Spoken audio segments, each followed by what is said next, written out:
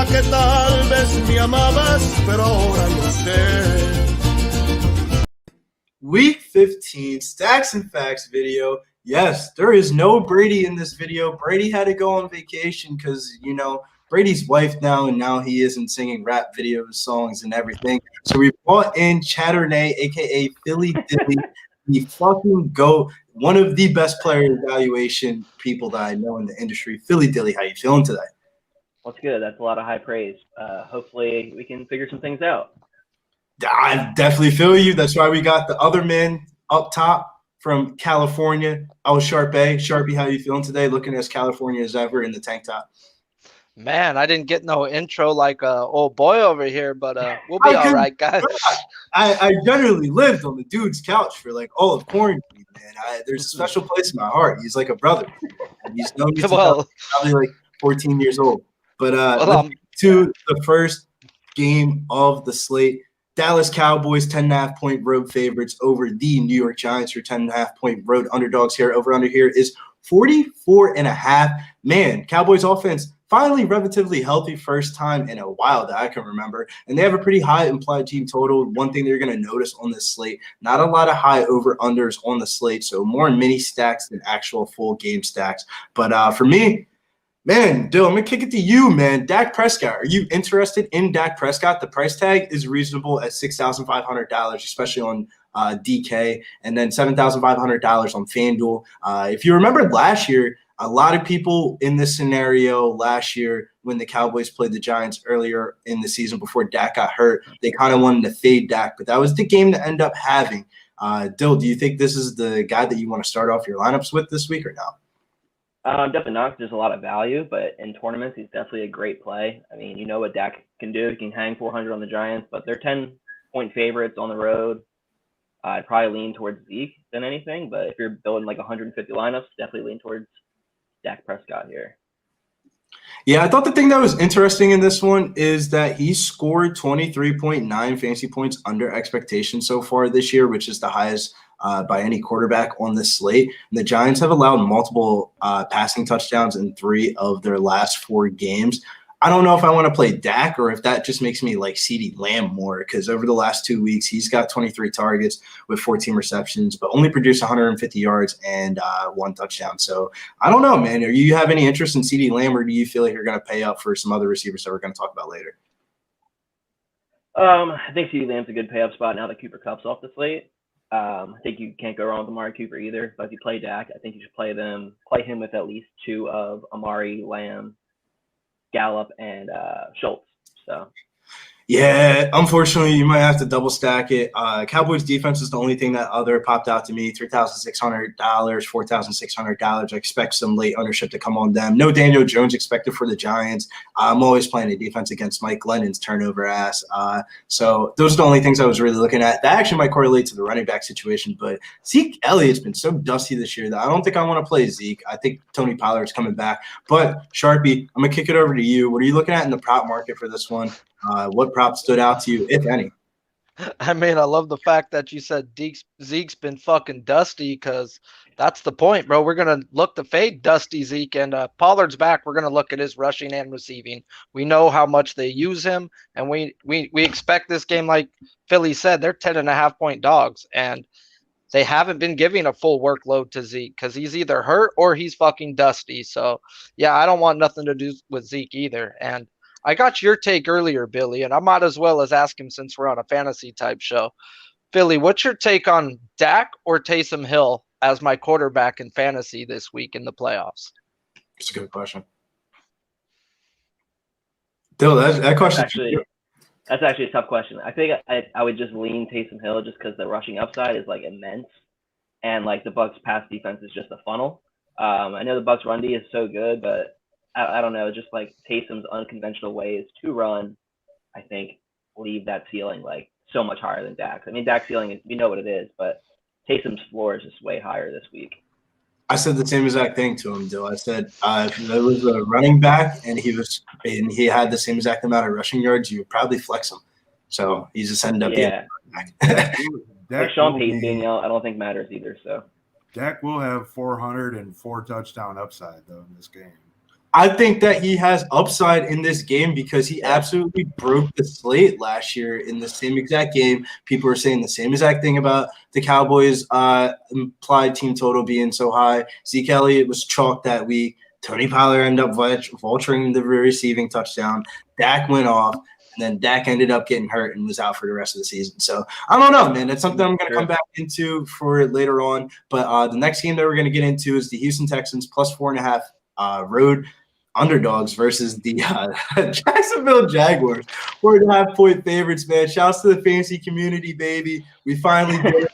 Urban Meyer is finally fired. We've been waiting for this day. I've been saying this since the hiring actually happened. That was one of the worst head coach hirings ever in history. But as I digress, Mills will be the starting quarterback, and Urban Meyer being fired for Jacksonville, man, it opens up a lot of things for this offense. But, it wouldn't be right if we did not go over to the Houston Texans first. And Royce Freeman is on a slate, $4,500, $5,200. He should get touches behind DJ.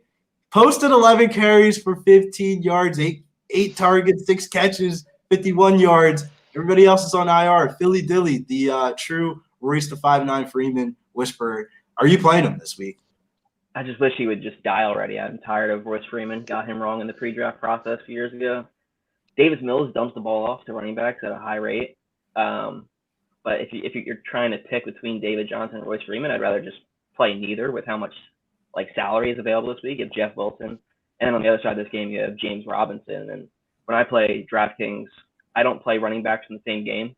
Usually, if you play running back, that means the game's in their favor. The game theory is benefiting that team, which means the other team's playing from behind.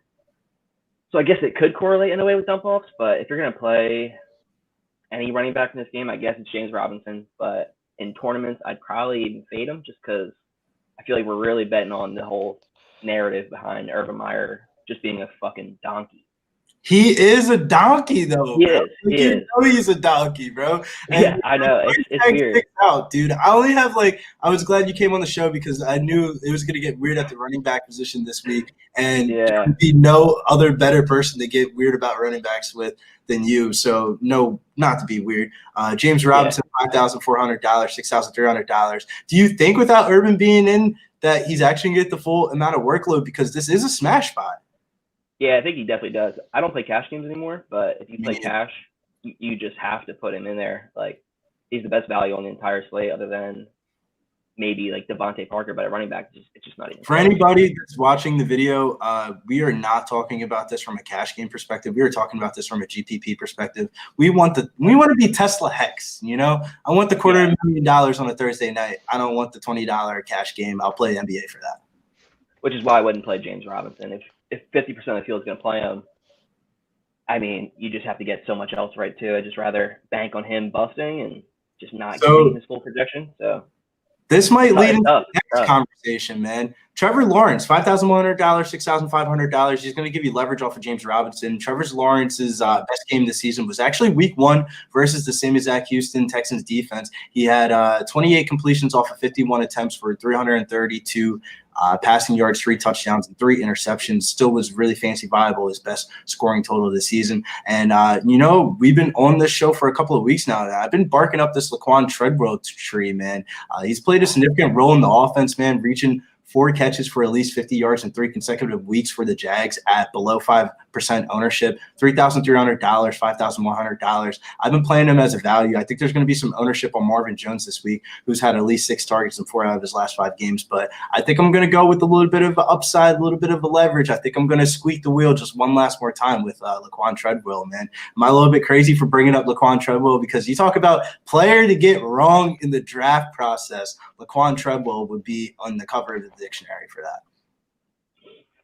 Yeah, even on the flip side of that, player I got wrong is Laviska Shenault. So I thought he was the next A.J. Brown, even a year later. If you're going to play Trevor Lawrence, you have to play him with one of these guys. Trevor Lawrence is an athlete, but he's not going to run for 60 yards.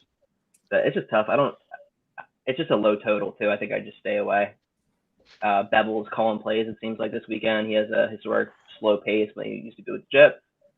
I don't know. Just not interested. Yeah, I think I'm just going to overall daily fantasy wise perspective. What stands out to me the most is, like I said, I'm just going to grab the value of Laquan Treadwell. 3,300 on DraftKings is damn near bare minimum price, man. He's been smashing. Sharpie, who we're really looking at here in the prop market, if anything, is a very low total game, 39.5 point over under. But if there's ever a person to find a prop in an ugly game, it would definitely be you. Man, because I'll find a pretty girl in an ugly spot, man, because one man's trash is another man's treasure, fellas. Let me tell you. But James Robinson, like you guys already said, his rushing and receiving together is at 110.5 at Caesars at -110. His attempts are at 19.5, which is funny. And if you look at props, it'll tell you something. He ain't had 19 fucking carries all fucking year, guys. So they're expecting a huge workload for Mr. Robinson. And I don't care if he gets 19 or not. He should hit that number with 15 carries, 3-4 catches. So I'm going to be looking at him, his rushing and receiving combined. I think it's a big Robinson day.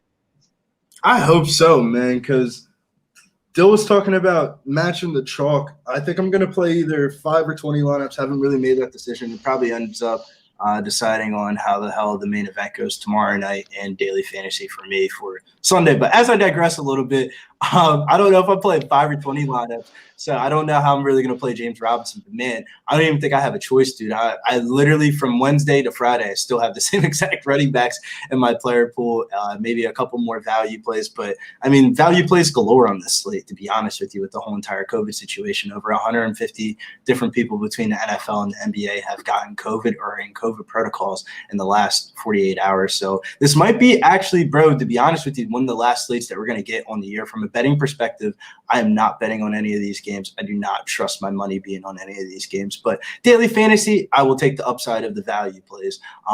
But anything else here, show behind stage? You looking at anything here in this game? Because I know you're a daily fantasy grinder too.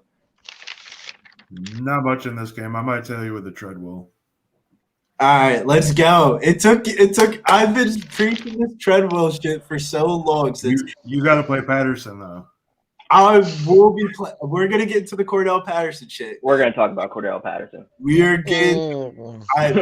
Somebody talk some sense into this boy. Somebody talk some sense into this boy. It's like week 5. I've been preaching him, and he's just like, nah, man, nah. Hey, he's man. been on some of my best ball teams at advance, so I'm pretty stoked on Cordell Patterson. I can't imagine what round you got him in best ball. But the next game is Tennessee Titans 1-point favorites over the Pittsburgh Steelers. 1 point road underdogs here. Over under here is 42.5. Man, this is a weird game here. The first thing that stood out to me on this game is Julio Jones. He came off the IR last week, highest target total since week 3. Majority of the production came in the first half, though. But the Steelers' defense has allowed 5 touchdowns to the wide receiver position in the last 4 games. So, Julio's price tag stands out, $5,400, $6,000. And, man, doing some research about Julio got me into some research about Ryan Tannehill, man. Even though he's failed the top 200 passing yards last week for the 3rd time in the last 5 games, he's had 6 rushing touchdowns for the year, and there's not a lot of rushing upside quarterbacks on the slate. Dill, what are you doing here with this Tennessee Titans Pittsburgh Steelers game besides the obvious Julio? I think the obvious for me is actually Deontay Foreman. The Steelers have been getting gashed on the ground. And you're talking about fading James Robinson. I think this is one of the best spots to fade him. Deontay Foreman's huge. He's a combine freak. Had an Achilles rupture and came back from it playing fine. He's shown he can catch the ball this season with Derrick Henry healthy.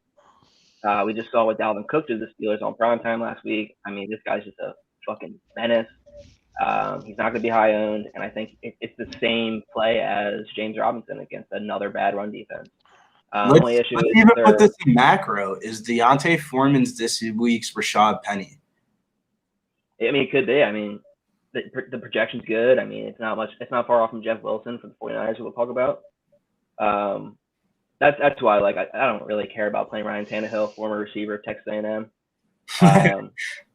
Just not into it. I mean, I think you can play Julio Jones by himself, but I wouldn't play him with Deontay Foreman. The more that you're about Foreman, though, you're kind of selling me on it, man. He's had 15 touches last 2 weeks, and I think I'm more predominantly on FanDuel than the Draftkings, and that's more of a touchdown reliant website anyway, so it makes more sense to play Foreman on that FanDuel price tag at $5,800. He's under 6K. The only red flag for me was the 3.6 yards per carry, but like you said, there's a good matchup against the Steelers. Yeah, that's how I feel. If we do flag pants, probably gonna be the guy I do later. So.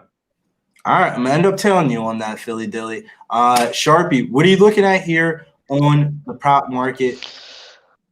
Everybody's coming to my guy Foreman, man. I've been on him for a while now. So let's just get into Tennessee second versus the rush, 22nd versus the pass, Pittsburgh's 31st versus the rush, 14th versus the pass. So let's get into Johnson at first. His receptions are 6.5 minus 125. Yeah, I like his yards, but Ben Roethlisberger don't throw deep, guys. And in 7 out of 9 times that he's hit his yards, he's hit his catches. So I've got to play. That's an 80% play right there, guys. And if I think he's going to hit his yards, that means he's going to hit his catches. So I'm going to look towards him with his catches. And then the guy that this guy down here put us on, and we've been riding every fucking week, guys. Pat fucking Freiermuth, bro. I got shamed on a Dynasty show for saying that he was the second best rookie tight end behind Kyle Pitts. Hey, I don't know about all that, but he's leading his team in red zone targets. He's scored in 4 out of 5 games that Ebron hasn't fucking been in, and his touchdown is at plus 195. Like, that don't make fucking sense. So I'll be playing his touchdown prop once a fucking again. And then we get to Foreman, guys. Like you said, his rush yards are at 50.5 to a guy getting the workload that he's been getting versus a team 31st versus the rush. What the fuck do they not see that I don't see? And then his touchdown is anywhere from plus 150 to plus 160, and I'd look to even play it with 2 touchdowns. There's been a rushing touchdown from a running back in 5 straight fucking games versus Pittsburgh, where 3 of them have scored twice. So it should be a Foreman smash spot like these guys are saying. So I'm going to be looking to ladder him up a little bit this week. See, that makes me kind of on Foreman just the slightest a bit more, because when you look at the other side in this game, Najee Harris, he's going to be a contrarian GPP play, but he's averaged 97.7 yards per scrimmage per game this year. Titans defense has only been giving out 90.9 rushing yards per game. I just don't really like this matchup too much. If I had to play somebody off the Pittsburgh Steelers side, I've been kind of following the Steelers have just been on these primetime games, so you can't help but not watch them. Big Ben's kind of a streaky guy, and the guy that's been streaking right now has been Chase Claypool. I'm also a Notre Dame homer, bro. Billy Briz. He's had at least 82 yards in 3 of his last 4 games, and him and Johnson are in good spots in the passing game. But I'm going to take the value with my boy Claypool, $5,900 on DK, $6,400. He's been sneakily good of recent. Anything else in this game that you guys are looking at, or no?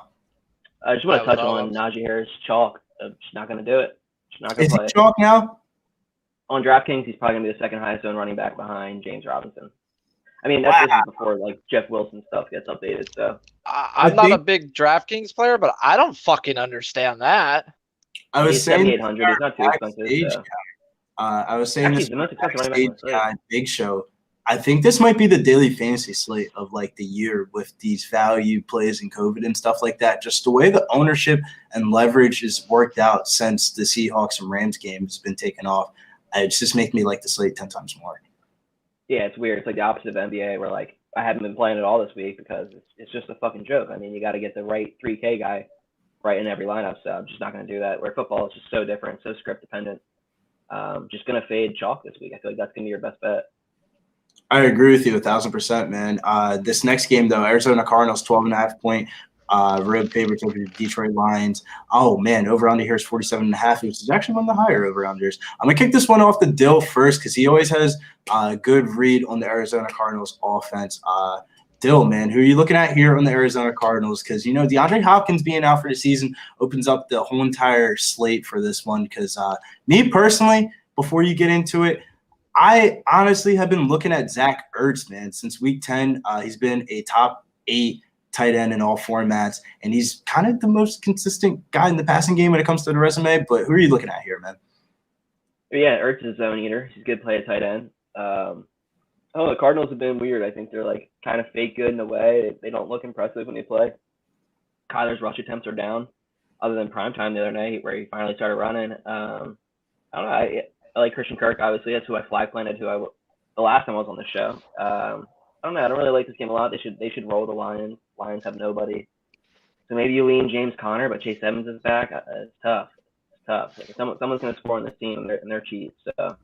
So you're going to fade the chalk at Christian Kirk this week? $5,300, $6,000 on FanDuel. Nah, I think he's playing way too many snaps. I think he's perfectly in play. But I think Amon-Ra on the other side is just a great bring back. I think. Oh, let's go! Let's go! Former Notre Dame brother, Amon-Ra. So I don't know. This game's weird. This is Amon-Ra St. Brown. Let's get straight into it, man. Me and Big Show are talking about this because I've been, since the fucking Thanksgiving game where I got burnt by David Montgomery, one thing I did learn in that game is that Jared Goff actually does like Josh Reynolds. What I learned is Josh Reynolds isn't going to play this week. Amon-Ra St.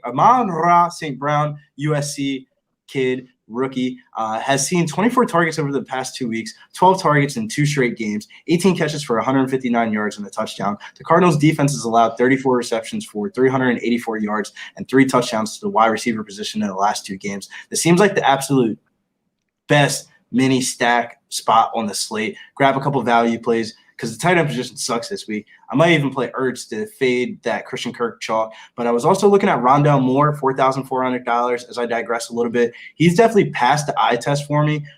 One thing that I thought that was crazy about Rondale Moore, 418 of his 426 receiving yards this year have been after the catch. So he's just smashing the eye test, grabbing screen routes, and just making production out of it. And without DeAndre Hopkins, they're going to need another playmaker. And, man, did A.J. Green's dusty ass show his age in that last primetime game. But how do you want to divvy that up, Dill? I gave you a lot of information there. What are you doing with it? Yeah, I think Rondale Moore has a role, and he plays that role. He's like a jet motion player. He's not going to be the guy who steps in for DeAndre Hopkins. It's going to be Christian Kirk or A.J. Green. But DeAndre Hopkins being out just leads more snaps for Rondale Moore. Maybe you start seeing him outside. That'd be great. Ertz has been doing a good job eating up the middle. I think for tournaments, he's a good play. It's under 10% owned. It's tough. I mean, I think the best play in this game is actually Amon-Ra. They went back to the target count. I mean, it's hard to ignore. They know what they have in them. The Lions don't think they're trying to win. They're just playing their guys. So Amon-Ra is probably the best play in this game. Yeah, with the pace of play and garbage time, this kind of sets up for the prop scenario. Sharpie, do you have anything circled here in the prop market? Or is this one that you're going to come back to? Because I don't even think Amon-Ra St. Brown's even on the prop market yet.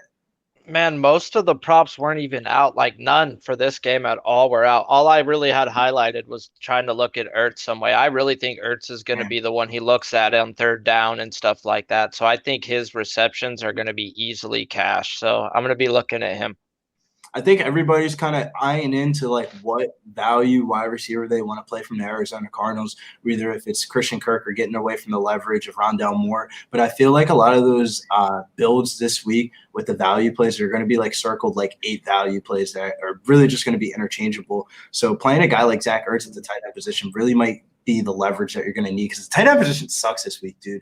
I might just play Zach Ertz and just hope for the best and run it back with Amon-Ra St. Brown and do a little mini stack, though. But let's get out of this game. New York Jets, 9.5-point road underdogs versus the Miami Dolphins. Miami Dolphins, I actually think that line is going to change with Jalen Waddle being out. Over-under here is 41. I think that line is going to change, too, with Jalen Waddle being out. But, man, this is a weird game for me. On the Jets side, the only dude that popped to me was Jameson Crowder, $5,000 on DraftKings, $5,700. Better DraftKings play than FanDuel play because of the PPR format with Corey Davis and Elijah Moore in the IR. He could have a lot of value on this injury of the depth chart, but I don't know if I want to play a Jets wide receiver, bro. That's not really where I want to be making my money. I'm looking to make back some of the Christmas money that I spent, a couple Fashion Nova presents, a couple fucking orders online, and you look at your bank account after Armand and Nunez lose, and you're like, where's the money going to be made? Definitely won't be on the Jets receivers, though. Anything you guys are looking at here, because I think this is a juicy side for the Dolphins. Definitely for the Dolphins, a lot of value for them. It's probably some of the best one to play, I think, is Devontae Parker. Yeah, I think he's the best wide receiver play in the slate. Yeah, he's going to be chalk, but I think it's warranted. He's 4,300. He's probably going to play 90% of the snaps. The Dolphins are getting running backs back. I guess Miles Gaskins interesting. I'm not doing it, bro. I'm not doing it. Yeah, I can't trust their fucking coach. I've tried it, and nope. Samad Ahmed, is that his name, Sharpie? Samad Ahmed, the backup, right? Yeah, one of those will have a good game, or they'll both burn each other and they'll equal out. But it's like, do you really want to roll the dice? Because their coach is not trustable on who he's going to give the ball to, bro. I hate him. Sharpie had an argument in Discord where it wasn't an argument. It's called a debate. It was a light argument. And it's a debate. I was saying, I hear the stats, but he's just bad at football, bro. I even had a song for the dude. Like, I love the dude. I think Gaskins is, cool. I love the dude, but he's just bad at football, bro. There's a reason why they call him the trash can. Yeah, he's a trash can. He's small. I mean, I think there's. Hey, can I ask you a question? What you guys think of Mac Hollins? I think I want to play Mike Gesicki, bro. Hollins is out, right? With COVID. I thought the top two tight ends are out too. Hollins is clear so far. He don't got no tag next to him. He's 3,100. He's the kind of guy that kind of fits that touchdown roll in the red zone if they get it down there. Mm-hmm. He's got 4 touchdowns. So like for 3,100, if you need a guy to make a lineup work, he's not terrible. With Holland, like you're saying, I didn't know he was in because I was looking at Smythe or Shaheen because, like you said, he targets his tight end so fucking much, and especially in the red zones. So Gesicki train, baby. Gesicki to the bank, like Sharpie said. Jets have given up the 7th most fantasy points per game to opposing tight ends, especially with the wide receiver news of Jalen Waddle being out. I'm from New Jersey. I'm going to homer it up a little bit, man. Gesicki train. Give me it, baby. Let's go. Mike Gesicki season. $5,000 on DraftKings, $6,200. A little bit more expensive on FanDuel. It's a really good matchup. I think that Devontae Parker, like Dill said, is by far the best wide receiver play on the slate. So I think at GPPs isn't even about like who's the value play. It's more about who's owned and who's not high owned. And I don't think Mike Gesicki's ownership is going to be as high as him potentially where he could finish this week, especially against the New York Jets. Because, man, if you watched the Eagles game, you saw what Dallas Goedert did. But Sharpie, prop market, anything you're liking here? Because I think I was just talking about all that shit about how I'm not placing a bet for this weekend, but I actually might have to place over on Devontae Parker's receiving yard. Yeah, they didn't have his yards out yet. They didn't have nothing out for Gesicki. They only had Parker's touchdown props out, but it's definitely like Gesicki's receptions and Parker's yards. They're going to get peppered so much, it's going to be crazy. Yeah, man. I definitely think what I came out of this game is that, man, this is 2021 going into 2022 for you. I'm playing a bunch of Dolphins.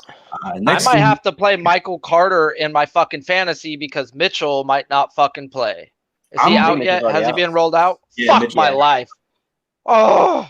Bro, he didn't practice the last 3 days, and he didn't practice for 2 weeks. He definitely wasn't. Hey, I was praying, bro. I was praying this was a perfect matchup for my team to be in fantasy. Crazy, though. Like, yeah. When I saw people in the fantasy community and like different projection websites in the fantasy community earlier this week for the Wednesday show, they all had Elijah Mitchell in there. I was like, bro, this dude hasn't practiced in like 2 weeks. How is he in? But as I digress a little bit, next game is Carolina Panthers versus the Buffalo Bills. While I thought this game wasn't going to be important, we got some news around 3 o'clock that the Seattle Seahawks and Los Angeles Rams are going to be taken off the slate. And man, that just changes everything for the slate. And that pops up a lot of Bills because Emmanuel Sanders will not be in this game. I don't know if he's on COVID. Long story short, I don't care. He's not playing. So cover boy of the video, Gabriel Davis, man, 12 targets, 2 touchdowns in the last 2 games, played 84% of the offensive snaps, finished with all season highs in his last game. Man, I see the ownership in the projection websites going to Cole Beasley. I think I'm going to go a little skirt under 4K. Gabriel Davis, man, he's going to make the lineup this week. Gabriel, come on, baby. I need some Christmas presents, man. I gotta get back some money, man. So it's Gabriel Davis. I don't get no credit for talking about Davis last week, and you're like, I don't know about that to be guy. Honest with you, bro, the real person I'll give credit to for being the Gabriel Davis whisperer was Thank you. on some showdown slate earlier this year with the Buffalo Bills. Okay. What- which Showdown. one I'm was gonna it? play the weirdest things possible when I play Showdown, so don't care. I think it was literally last week with the Patriots. Oh, yeah. sh- It was last week against the Patriots you scored. Yeah, no, Sharpie, that's what you're talking about. Never mind. Yeah, you're right. No, last week on the show, I was talking about how much he's being used, and his yardage was only at 22.5, but at 3-4 catches a game, that's stupid because he averages 18 yards a catch, and his catch prop was at 2.5. Well, He's been money the last 3 weeks. You were talking about the Stephon Diggs stuff earlier. You want to get into that a little bit? Oh, you damn right, because you think it's a Davis spot. I think it's a Diggs spot. Because I go through these past 5-6 weeks, and when there's a number one like Jalen Waddle, or there's a number one like McLaurin, they fucking destroy the tight end that covers their number one, guys. They all had over 100 yards. I think Diggs gets peppered, and this is a spot where they both get back to being normal, guys, especially without Sanders in there. And it's that time, bro. It's Stephon motherfucking Diggs. He's going to remind his brother who he is. I see 8 catches, 100-plus yards, and a touchdown. And his yards prop are at 74.5, and I will be betting that this week. Another dude that was popping in the projection systems, $4,900, $5,800. Cole Beasley last week, his yardage total was the highest since week 8. He has an eclipse 46 receiving yards since week 8, and he absolutely smashed last week with 11 targets for 9 receptions against the Tampa Bay Buccaneers, who have been kind of soft against the intermediate routes of the middle. But overall, though, Dill, I'm going to kick this over to you. There's been a lot of fantasy appeal on Josh Allen this year, and it's been really coming from his rushing number, but it's been this potential turf toe injury that could limit his upside. Are you scared to play or not to play Josh Allen? I'm going to be playing a lot of Josh Allen. I'm going to play him. Every line with Josh Allen is going to have Stephon Diggs in it and at least one of Gabe Davis or Beasley or Knox. Yeah, I'm with you on Knox. I'm with Sharpie on this. I think Diggs is just going to go nuts. Carolina defense is kind of soft. They play a lot of 2 safety high, which is like Josh Allen's kryptonite, but I just don't think it's going to matter. They're so hurt. I can't even follow who's like out with COVID, so I don't know. I just think this is like one of the better spots for like one of the best players on the slate from a talent perspective, and I just think it's such a smash spot. I think they just rolled the Panthers. I don't even think it's close. See, now you guys got me thinking about, am I really about to be having like a 5 max and 3 out of the 5 teams are really just Josh Allen double stacks? Because Dawson Knox right now leads the tight ends in the league right now with 8 touchdowns, and he'll definitely have a lot of upside without Emmanuel Sanders out there on the field. So I feel like this tight end slate is kind of like a free open market, so it kind of makes more sense to have your tight end correlated to whatever stack you're going to want to get towards this week. And Dawson Knox seems like one of the better tight ends. It doesn't feel like it, but he's been scoring a lot of touchdowns. And honestly, on these fucking slates, you just need a touchdown at your tight end. You're there. Billy, I've been riding Josh Allen's rushing props to the bank. They've been cashing at a psychotic rate. But in games that they win by 14 points or more, he's lost 3 of 4. So he in a walking boot and projected to win by 12 right now. I don't think he's going to run that much, dude. I really think he just drops back and just peppers his guys. He just dots it. I think he goes off on a crappy defense, like you said, that's peppered with freaking COVID. It's a time for them to get right, dude. Yeah, I'm with you on that. Dill, is there anything else you're looking at in this game? Because I didn't talk about anything about the Carolina Panthers. I saw DJ Moore had a hamstring injury, and I'm just off that. I mean, I'm wearing my Temple hat, so I got to talk about Robbie Anderson. But usually if you double stack, you got to bring somebody back, kind of just like to push Josh Allen, keep going. It's tough. I mean, I'm not going to play any running backs because they're getting rolled. DJ Moore's been hurt, so it's tough. Dude. It's tough. I mean, we've seen the Bills just roll teams before and just Josh Allen go nuts. So I'm going to do that and just hope that Carolina can't keep up. Yeah, man, you threw me off with the Temple hat comment. To go to a school at Temple where you can't even walk 2 minutes off campus without the potential of your life being shot and killed. I lived with Dill and my older brother for a little bit, and man, I thought they were lying when they said about the Temple shit, man. And all you hear is boom, boom, boom. It's fun out here. People take to school here to go in debt. Hey, Cam Newton's starting, right? Cam Newton is starting. 0-12 as a Carolina Panthers starting quarterback his last 12 games. Take that into account.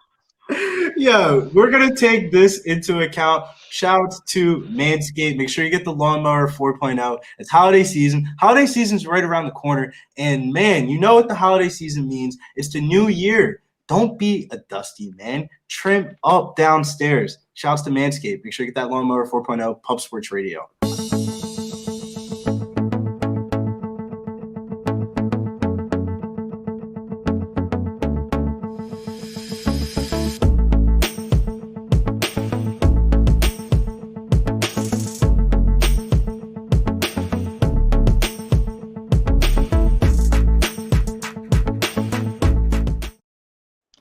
But yeah, like my man Billy said, hedge your bets, hedge your balls, not your bets. That is one of my favorite ones, man. Hedge your balls, not your bets, man. They actually need to patent that. Cincinnati Bengals plus 2.5 road underdogs. I keep on saying road favorites, road underdogs versus the Denver Broncos, who are home favorites. Oh man, over under here is 44.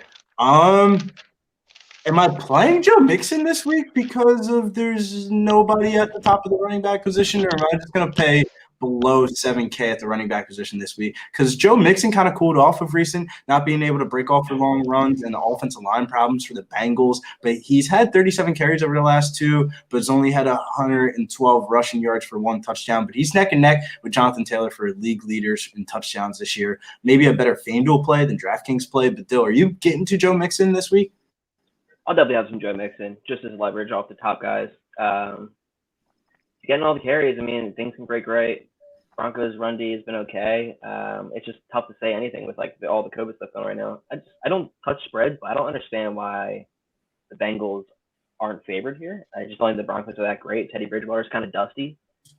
He's got all the weapons in the world, and this team struggles. So I don't understand that. But I do like the idea of stacking this game pretty heavily. It's going to be pretty under-owned. Joe Burrow looking like under 3% ownership. I mean, that's a joke. I mean, he has Jamar Chase, T. Higgins, Tyler Boyd, DJ Zoma, I guess is all right. Talking about a weak tight end slate. Might as well play him and double stack him too. Let's do it.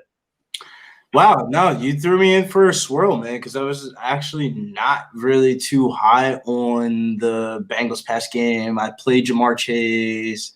Was it his yards? I think it was his yards last week, right, Sharpie? Yards and you gave me his TD too, but yeah, the TD. You played his yards and touchdown. Yeah, so I don't know if I want to squeeze down that juice again because I kind of got lucky on that, man, because he did not do good until the overtime.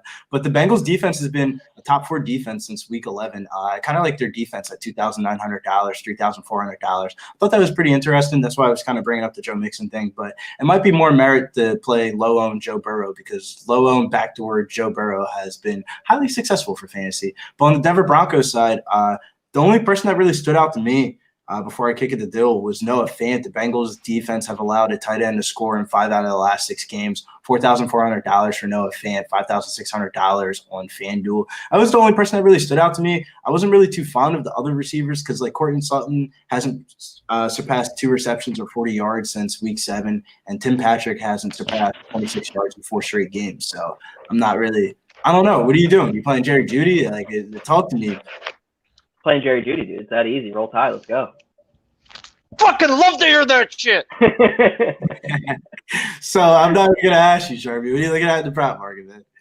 Man, first of all, fuck Fant. He's costing me fantasy points every week because Teddy Bridgewater likes to throw to that other guy with a weird O name for some reason. He's just a vulture, and I hate him. So, yeah, that might be the look like a cheap tight end spot, bro, who's been getting 4 or 5 targets and might sneak that touchdown. But it's Jerry fucking Jeudy, bro. Like, at the end of the day, he's only hit his over yards props 4 out of 7 times. But you got to look into it a little bit more, guys. 2 of those games that he didn't hit it in were versus bottom 5 rush teams, and they ran the ball 35-plus times those games. They're not going to run the ball 35-plus times versus the top 4 defense in the Cincinnati Bengals and the bottom 29th pass defense. So we're going to look at Jerry fucking Jeudy. So technically in non-bottom 5 rush defenses, he's 4 out of 5, guys. So I think he's going to eat here, guys. He's shown to eat in games like this. Yeah, I couldn't agree more. Hyping up to add Jerry Jeudy into my player pool. I mean, he just hasn't scored. I mean, you're just seeing touchdown variance happen with him. So, I mean, positive regression's coming for him. He hasn't scored. He scored all season. He scored against the Raiders last year. Yeah, he hasn't scored all season. So, yeah, I mean, I don't like saying somebody's due, but it's definitely due. Somebody's fucking due. Yeah, I mean, it's coming. All right, let's get into this next game, man. Atlanta Falcons, 9.5-point road underdogs versus the San Francisco 49ers, 9.5-point home favorites here. Over-under here is 46. This is a very interesting game. But before I kick it to Dill, the one person that stood out to me, honestly, that I did not think I was going to do before pre-flop, Russell Gage made the player pool this week, man. He's had at least 4 receptions or a touchdown in 7 out of his last 8 games. And he's been kind of consistent, not too fond of that price tag, but we'll get into it. I don't think I'm really too high on Kyle Pitts, the 49ers, fourth fewest fantasy points to the tight end position, but his volume is hard to ignore without Ridley, but it's a very thin tight end slate, so I don't know what to really do. So I'm going to kick it over to Dill first. I'm not interested in Russell Gage. I think he's a little too priced up for me personally, especially in this game environment. For me, it's all about RB Debo and Cordero Patterson. Jeff Wilson's going to be leveraged off of James Robinson, around similar salary. Should be the same exact workload. But Cordero's good, man. I mean, he's getting all the snaps. He's getting carries. You know what he can do as a receiver. He's one of the best kick returners in NFL history. I mean, you know he's dynamic with the ball in his hands. So this might be a game where I make an exception to playing more than one running back in a game just because Cordero can do more than just run the ball. And, you know, we might see Debo if he carries because Elijah Mitchell's out. So, yeah, I'm with you on that. It's one thing I did not talk about. Elijah Mitchell is probably more likely going to be inactive for this one. Even though Jeff Wilson is touchdown dependent, he led the 49ers in carries, rushing yards, and should do it again without Mitchell. His price tag is really good, $5,000 on DK, right below who else is down there? We'll get into that. $5,800 on FanDuel, a little bit more expensive, but still under 6K on FanDuel. Under 6K is okay in my books. Sharpie, what are you looking at here in the prop market? They didn't have the numbers out that I want, but the person obviously is Debo has 5 rushing touchdowns and 1 reception TD in the last 4 fucking games, guys. So it's straight Debo, guys. Like, he's been used as their freaking red zone guy since he's been the last 4 weeks. He's been used in the backfield. He ain't the receiving guy anymore. And like I said last week with Brady, and it ended up coming true, Brandon Ayuk is the player to look at receiving-wise when Debo's in the fucking game, guys, because Debo takes the number 1 coverage, which opens it up for Ayuk. And it's easier. Ayuk's not a number 1. He needs number 2 coverage. When he gets number 1 coverage, he can't fucking produce. So with Debo out there, I'd be looking at playing Brandon Ayuk's receiving yards. He's going to be the guy getting 6+ targets, and Kittle's hurt. So I expect Ayuk to eat here in that spot. But the sneaky play, it's Pitts under, guys. I'm going to do it, and I'm going to keep doing it. And I'd be even afraid of running Cordell Patterson. These linebackers of the San Francisco. He's tied for the 6th most touchdowns this year, bro. That's fine. These linebackers at the San Francisco 49ers have been shutting down tight ends, and they're going to shut down running backs, bro. Like, at the end of the day, bro, this is what these linebackers do. They're all top number 1 draft picks, and they're fucking beasts. So 4 out of the last 5 games, the tight end spot has hit to the under versus the San Francisco 49ers. It would have been 5 out of 5, but overtime happened last week. Shout outs to Noli Knows. He put me on these linebackers from the San Francisco 49ers when we were on it. So I've been just every week, I got to just keep playing it. Fred Warner and them are fucking studs. Their corners, their safeties, those are where you're going to attack them at. So maybe Cordell Patterson like on a wheel route up, but it's like linebackers are not the spot to attack the 49ers on. Yeah, definitely. Yeah, Cordell has receiver snaps this year too, so you won't just see him just out of the backfield. So what's the summary out of this game, Dill? What are we playing from the Falcons side, and what are we playing from the San Fran side? I think it's a good game environment. I think you play George Kittle with tight ends being just so bad. I mean, his ceiling's through the roof. I do like Debo a lot just because he's so dynamic and he can score in just a multitude of ways. And Ayuk's great. I mean, I think you can double stack Jimmy in this too. I think he's one of the sneakier quarterback options on the Draftkings slate. He's 5,800. So tough. I don't like playing cheap quarterbacks usually because they're usually bad, but it's a good spot. It's a weird slate, man, because it's like the chalk is going to be on the expensive guys this week. One of the expensive guys being in this next game here. Green Bay Packers taking on the Baltimore Ravens. Packers are 7.5-point road favorites over the Baltimore Ravens. Over under here is 43.5. I think that's more of an inclination that Lamar Jackson won't be playing on Sunday.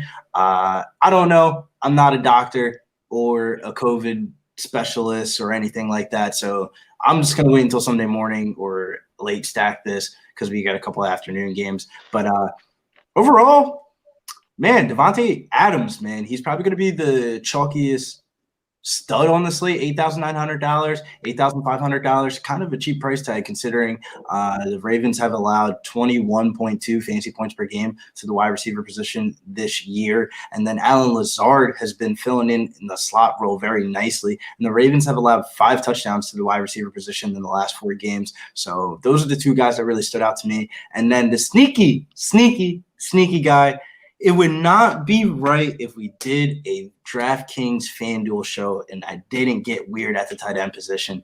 Joshua DeGora. Ravens defense has allowed at least 6 receptions or a touchdown to the tight end in 9 out of the last 13 games this season. And Joshua DeGora at $2,700. Hey, man, I just play the play, man. You know, you just don't look at the name sometimes. You just look at the stat and the model. And if it's there, hey, man, it's a good spot. Do I think he's going to get ownership? No. Do I think he's going to win me $1 million? No, but he might. So I'm going to have to get to him in some GPPs because he's going to be under 5% owned, and anything under 5% owned on this slate might win you the slate. Dill, what are you doing here in this game, though? If you're playing the Guerra, I hope you're just playing with Rodgers. Yeah, I'm talking about Rodgers double stacks when I'm talking about Guerra. Yeah, I mean, I think this one's easy, especially if Huntley's playing. You don't play Marquise Brown because you miss them on every deep ball, I think. I mean, Bateman and Andrews are interesting because they play in the middle of the field. I mean, Andrews 8 last week with Huntley in. It's actually you said Bateman, man. Bateman actually had his career best game with Tyler Huntley. Do you think that's product of just them being like rookie camps together, or just him just being like a backup, or that's just a product of his ADOT? I just think it's a product of the ADOT, and Huntley can't throw downfield. I think the Packers are getting Jair Alexander back. Regardless, though, they've allowed 7 touchdowns to the wide receiver position in the last 3 games. That would make me hate Marquise Brown even more on this slate. But Huntley is a sneaky play, too. If you're playing cash games, even in tournament games, he shouldn't be owned. But he's got wheels, dude. He's like the perfect backup for Lamar Jackson. His offense isn't going to change. I'll never play Devontae Freeman. Hey, man, he's had 17 touches in 4 straight games, bro. Don't give a fuck. Can't stand it. At your market week, fuck that guy. I think you play Davante Adams here and just wipe your hands, go on with your day. It's not an interesting game to me. There's a lot of close games, and this should not be one of them. I agree with you, man. I just have a hard time thinking this game, even with Davante Adams, bro. At that ownership, I think there's merit to fading that ownership. I'm not going on here. We're 50 minutes into the show. Talk about the fading Davante Adams. I might need a smoke. I don't know. But I think I'm fading him, man. It's hard. I mean, he can just so easy hang 150 and 3 on you. It's like, and you're done. I know. It feels like if you're fading like Cooper Kupp on a fucking main slate or something like that, you just don't want to do it, man. Kupp's not on the main slate, so. Now he's not, so it makes it a little bit different. Sharpie, as he's blown himself up over there for playing the under on Cooper Kupp in that primetime game last week. Sharpie, what are you looking at here in the prop market? Man, I tried to get cute, bro, and motherfucking little Cooper Kupp fucking slapped me in the face with his dang-a-dang, man. So fuck you, Cooper Kupp, little Cooper Kupp. All right, though. The props weren't out on this, guys, but I was looking. I want to play Dylan's rush props, guys, and maybe his rush plus receiving. Since the last few weeks, he is the main hog out the back. They're going to pound him. I know Baltimore's number 1 versus the rush, but this was the same theory I went in with Dalvin Cook versus this same Baltimore team, guys. Like, I know this coach is going to not get cute. If Huntley's at quarterback, guys, they might have a few defensive touchdowns, bro, and they're gonna just hand the ball off to that 240-pound beast of a fucking man and make sure Jones is available for the playoffs because we know his little tinkering ass can't fucking handle the full workload. So I'm going to look to pound Dillon here in this spot that everyone's going to look to fade him because how good Baltimore is versus the rush. I'll give you that, Sharpie. That doesn't make sense. If they do smash him, Dillon would probably be the guy that they would showcase. That's what I think that's how you can end up fading Adams is if Huntley is Huntley, it could get out of hand. No, you got me thinking, bro. The game I don't theory, understand the 6.5, bro. I don't because the game theory on the slate is so interesting to me. I could be dead ass wrong, and like you said, he could have 100 yards and 3 fucking touchdowns.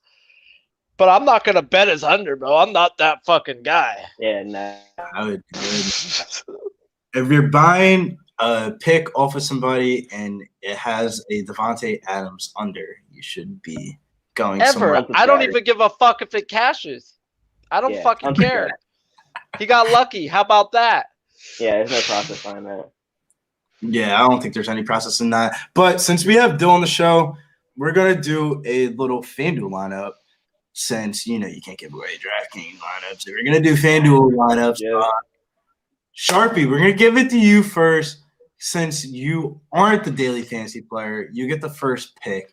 Where are we starting with this one? And you cannot pick quarterback because the quarterback is gonna be a stack. Man, jeez. All right, but hey, you can pick whatever you want, David. You just can't have the lollipop. Let's go with. Oh man, you're funny, Sharpie. We're gonna go with fucking. I don't want to ruin your guys' stacks, though. I don't know how to build a lineup. I'd rather just throw somebody in. So don't let me go first. It doesn't matter. All right, I'll let Dill go first, and we'll start off with Dill. Dill, what is the quarterback that we're gonna stack? Ooh, quarterback that we're gonna stack on FanDuel. On FanDuel, it doesn't matter, bro. It's all the same stuff. It's half-point PPR. And, when it gets to – think about half-point PPR versus full-point PPR. It's like playing a season-long league. Let's put Josh Allen in there. All right. He shouldn't be the chalkiest quarterback. So we're putting Josh Allen in there. Then I'm going to put in Gabriel Davis. Oh, you fucking suck. You should have let me go. Why you got to put him in? All right. So, yeah, I know you're going to pick Stephon Diggs anyway. So you just want to do the Gabriel Davis, Josh Allen double stack with Davis? Should you double stack with him? Yes, or should you not? I think you have to. Have to. Okay. Literally okay, have to. Diggs it is. I think the way I want to play this is with Josh Allen, exactly Stephon Diggs, and one of Gabe Davis, Beasley, Dawson Knox, but not more than one of those two. I agree. Billy picked Davis, so we've got Diggs and Davis stacked. No, I agree with what Dill said. What'd you say, Big Show? We got Patterson money left. You want Patterson in this lineup? Yeah, that'll be my one-off. You guys can finish it out. All right. Like that. Patterson's I forgot in. for a second was here. Big Show. Yeah, you do get dibs on this. All right. So currently, right now, we have Josh Allen, Stephon Diggs, Gabriel Davis, Cordell Patterson with one running back slot left, a wide receiver, a tight end, flex, a defense with $6,300 remaining. I know I'm a little bit more familiar with the FanDuel pricing, so I'll try to gauge it like that. We need a value running back, so we're going to go to Dill, favorite value running back on the slate. So easy, bro. It's literally so easy. It's Deontay Foreman. Deontay Foreman, baby. Let's get it. Less than 10% ownership, 11%. So easy. Let's get it. We're going to put Foreman in there. This is a tournament lineup, right? Not a cash game lineup. Who plays cash? Dude, people play cash games. I don't understand. But People play cash. I think cash is viable for basketball. Cash and basketball is viable. And cash even games that, are why once props are legal everywhere. I agree. I think why would you play cash if you can just play a player prop? You're going to get the same return out of it anyway. Yeah, I agree. Let's go to. I'm gonna go with Green Bay's defense. How about that? No one's going to take them. Well, maybe some will because the Huntley thing, but I really think if Huntley's in, I really think it's a roll spot for their defense. You're right, bro. I think that defense is definitely the one to go with. Not chalky either, so. Not chalky either. I want to get a Dolphin in this lineup. So Bill's going to put in Mike Gesicki, $6,200. And salary left. We have a lot of salary left to get whatever our favorite studs on the slate. So $7,500 left remaining salary-wise. So, Dill, this goes back to you, man. Or I should say Big Show after Dill. Favorite stud on the slate this week without Cooper Kupp? It was tough. It's tough. He's got the highest ceiling, we think. You already have Stephon Diggs, probably him. I'm torn between Debo and getting like that little mini stack with Cordero, hoping like for some crazy game script. I'm with you. Correlate. Yeah, I think we shouldn't do Devontae Adams if we have Packers Day just because that game theory makes sense, right? I'm with you. Debo might be the move. Yeah, I'm looking at other guys too. E. Lamb's interesting. I know James Robinson sounds freaking clashy or cliche, bro, but there's a chance he does that what Penny did last week, bro. I'm not going to play James Robinson in GPPs if he's going to be 50%. Okay. Yeah, if we're just doing one, it's tough. Yeah, just because he should be owned by half. Yeah, let's go Debo. Debo in the flex or Debo at wide receiver? Put him in the flex because he's 430. All right. Just in case he gets COVID at 1. You never know, bro. Honestly, you really don't. I mean, saying that, but like for real, bro. Playing on these basketball slates, that's really how it's really been. Like all jokes aside, exactly. So he gets COVID at 3:30. I mean, who are you gonna play? Hey, honestly, now you're right, dude. So we have $6,900 left. So that leaves a combination of Brandon Cooks, DK. They're not on the slate. So Brandon Cooks, T. Higgins, DJ Moore, Brandon Ayuk for the game stack, Chase Claypool for the one-off, or where's Julio's price tag at? Well, Claypool would actually be a bring back on Deontay Foreman. That is true. So what do you guys you want to go with Ayuk for the full-on slot game stack, or do you want to go with Claypool? Yeah, we can do Claypool. I'd rather go Claypool because I think there's a chance San Francisco could blow him out, bro. Yeah, I agree. Atlanta sucks. And if they could shut down Pitts, it might be a problem. So with that being said, this makes the slate fun because that leaves $500 remaining in salary. You could either switch that out for another defense, get off the Packers defense, or you could switch out Mike Gesicki and put in Dawson Knox and then take out Gabriel Davis. So, that's where we're going to end the slate at today for this video because that gets the juices flowing for the weekend, man. I feel like we got a nice little idea of what the player pool is going to look like, what some game theory lineups are going to look like, and a little bit of lineup construction thoughts. So before we get on out of here, favorite plays of the slate. Man, I'm going to go first while everybody else thinks about theirs. This one for me was a little hard. I don't want the solo screen. My room's a little bit dirty. Break comes home Sunday, so I got to clean this up a little bit. Favorite play of the slate for me. My bad. I'm just scrolling through my notes. Gonna say CeeDee Lamb, dude. I'm gonna plant my flag on that in the 1 o'clock games. That's gonna be a dude that is gonna. I think he's gonna go under the radar with Stephon Diggs and Devontae Adams being high owned. CeeDee's been smashing volume wise, hasn't translated into that big day yet. Giants blow-up game. That's how we started off the video talking about Dak Prescott's last game before he got hurt last year. That was the game that you wanted. That's a game that's going to go low-owned. I'm going to go CeeDee Lamb, favorite play of the slate. Dill, a.k.a. Dill Josephson, favorite play of the slate. Favorite play of the slate for me, I'm going to be favorite play of the slate and then flag plant play of the slate. Okay. All right. Favorite play of the slate. Is not Deontay Foreman, but he is my flag plant. I'm going to be so exposed to him. I think he's just going to smash the Steelers. It's just not going to be close. And then my favorite play of the slate, Can I cop out and go Bills pass catchers? I think that's just gonna be one of them, and there's not a lot of them. I'm with you. Roll the wheel on the Bills pass catchers. Emmanuel Sanders is out for this one. In fantasy, sometimes when you take away a guy like that, it kind of makes the other secondary pieces kind of fit out perfectly like a little puzzle. Sharpie, favorite prop of the slate? I'm going to have to go with James Robinson's rushing and receiving over 110.5, guys. At the end of the day, I'm that weird loser who played Penny last week in his fucking fantasy lineup, bro. And he fucking ate because the Texans fucking suck. And yeah, so James Robinson's going to eat, guys. That's one thing. They're going to focal him. They were super pissed off in that locker room when he got benched. He hasn't been focal like last year. Dilly was saying earlier, the Jets coordinator is now their coach, the old Jets coordinator. And guess what, bro? They run the ball and boring ass fucking football, slow pace. And it might not be slow pace with how bad Houston's fucking defense is. So that and anytime touchdown on Foreman plus 160. Steelers have allowed 5 straight fucking games. They've allowed a touchdown to a running back. Like I said earlier, they've doubled up 3 games. Running backs have doubled up with 2 touchdowns. They're 23rd in the league in allowing rushing touchdowns. It's not just a 5-week period shit. They can't stop, guys.